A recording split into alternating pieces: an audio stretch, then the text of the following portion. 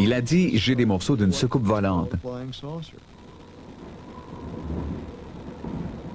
Si quelqu'un approchait, ils avaient ordre de l'abattre. Peu importe ce qui est survenu à Roswell, je crois que le gouvernement l'a caché. En 1947, un ovni est tombé près de Roswell. D'après les témoins, les militaires auraient récupéré des débris et des corps d'extraterrestres qu'ils auraient transportés secrètement dans un hangar de Roswell. Cet incident allait devenir la plus sensationnelle affaire d'ovni de l'histoire. 50 ans plus tard, elle demeure encore le sujet d'une importante dissimulation.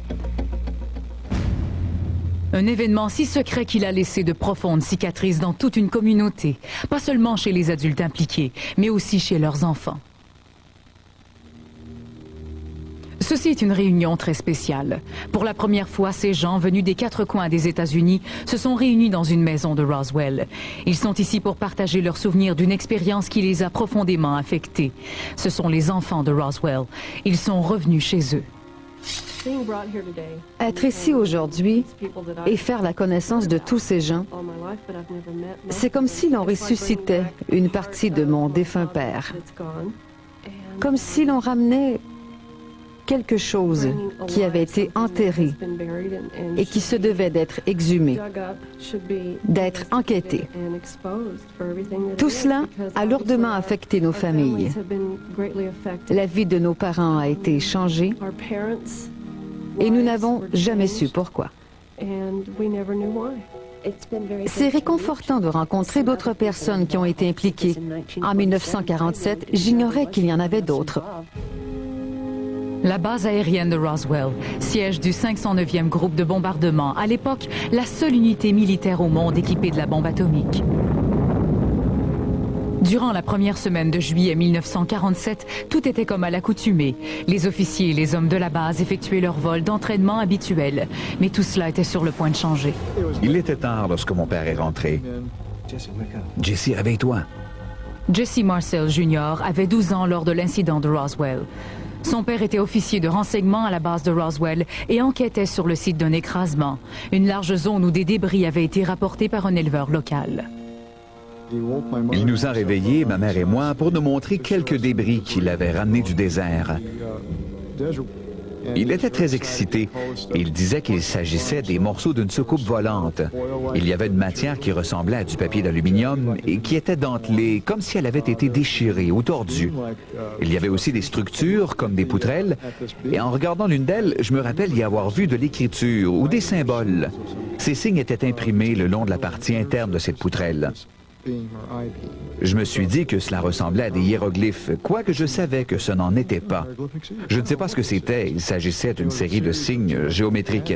C'était très différent de tout ce que j'avais vu alors et depuis.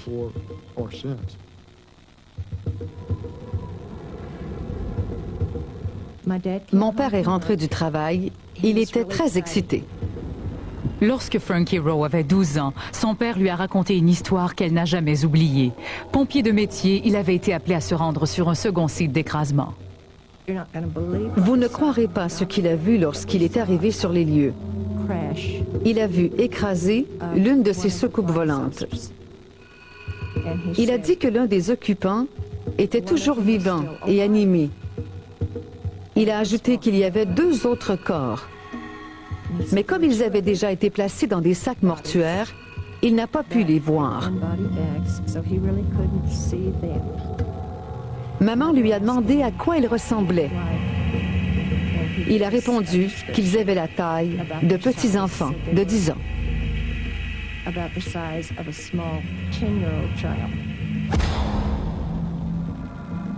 Les rumeurs ont déferlé sur la petite ville de Roswell. Des corps d'extraterrestres gardés dans un hangar, des débris secrètement envoyés ailleurs. Le gouvernement a réagi rapidement en créant une innocente couverture. On a ordonné au major Jesse Marcel de poser avec les faux débris d'un ballon météo pour la célèbre photographie qui, à l'époque, a été reproduite dans tous les journaux.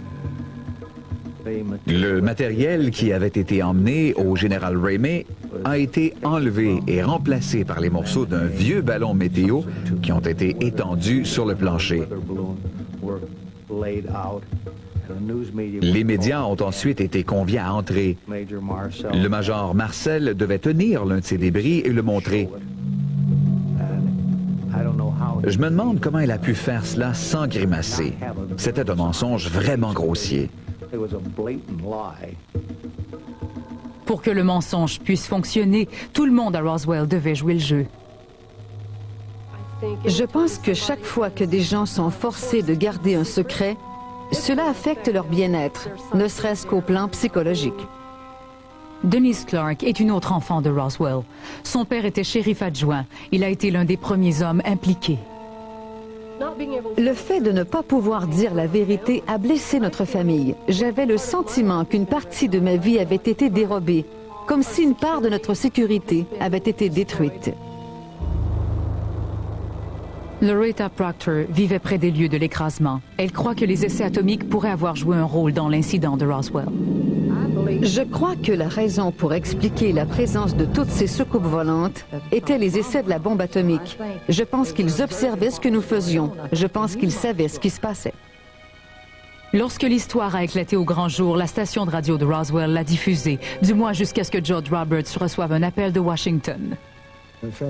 La Commission fédérale des communications nous a dit « Si vous dites encore un mot sur cette histoire et sachez que nous vous surveillons, ce que nous savions qu'il pouvait faire, vous êtes foutus.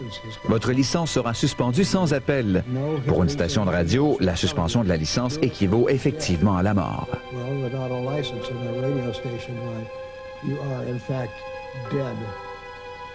Résultat des efforts du gouvernement pour tuer l'histoire, l'intérêt de l'extérieur pour l'incident commençait à diminuer.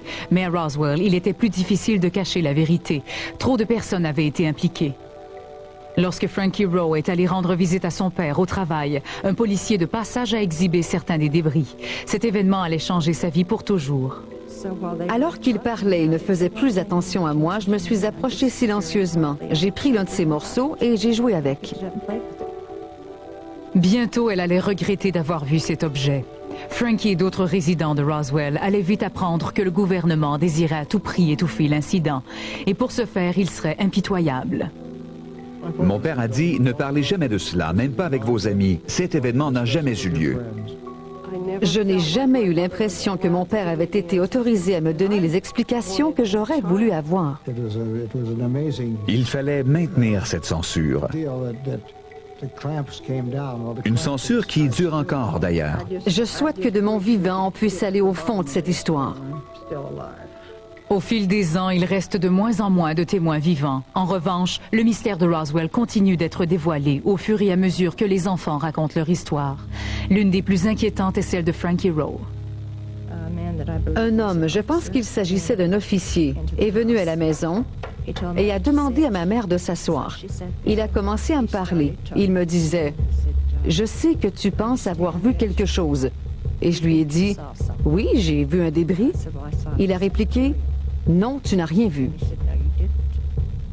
Je ne comprenais pas où il voulait en venir. J'ai donc répété « Mais oui, je l'ai vu. » Et plus je disais que je l'avais vu, plus il insistait pour que je dise le contraire.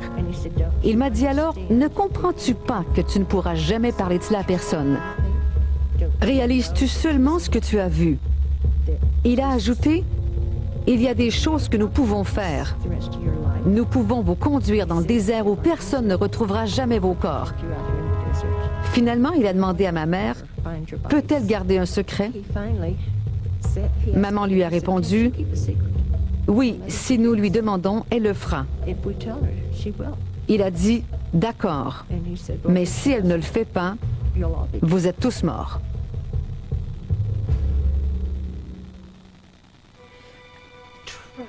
J'ai essayé si fort de ne pas en parler. Je ne veux pas revivre cela. Comment pouvons-nous être sûrs qu'ils ne feront rien? Nous ne le saurons jamais. Du moins tant et aussi longtemps que je serai vivante. Ils ont juré qu'ils reviendraient. Et cela peu importe le temps que je vivrai. Comment puis-je être certaine aujourd'hui qu'ils ne le feront pas? Quelque part dans le désert, le site de l'écrasement est demeuré inchangé depuis plus de 50 ans. Sur l'ancien terrain de l'armée, le hangar 84 demeure silencieux comme une tombe, une sentinelle vétuste qui garde un mystère appartenant au passé. C'était une dissimulation qui a échoué, peut-être notre premier contact avec une race extraterrestre. Un événement si important que les gouvernements ont voulu garder le secret à tout prix, et le prix était élevé. Demandez à Frankie Rowe ou aux autres enfants de Roswell. Je pense que les gens devraient être informés de tous les détails de cette histoire. Mais je ne crois pas qu'il s'agisse d'un événement unique. Je pense qu'il y en a eu bien d'autres et que c'est notre droit de tout savoir à leur sujet.